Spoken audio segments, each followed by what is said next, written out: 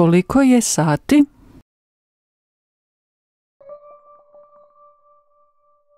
Sada je 9 sati.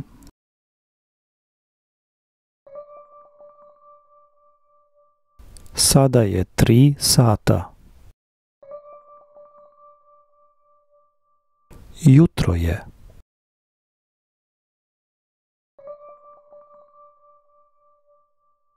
Podne je.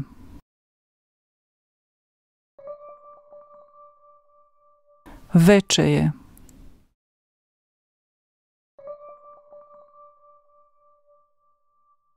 Ponoć je.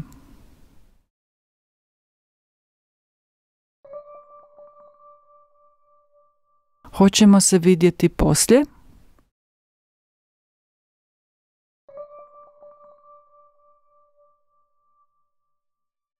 Možemo se vidjeti poslije podne.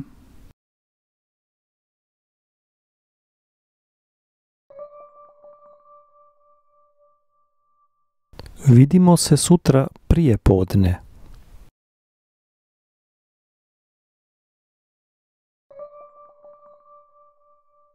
Vidimo se prekosutra.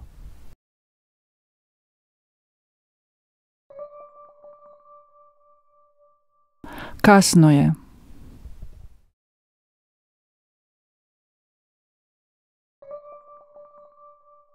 Rano je.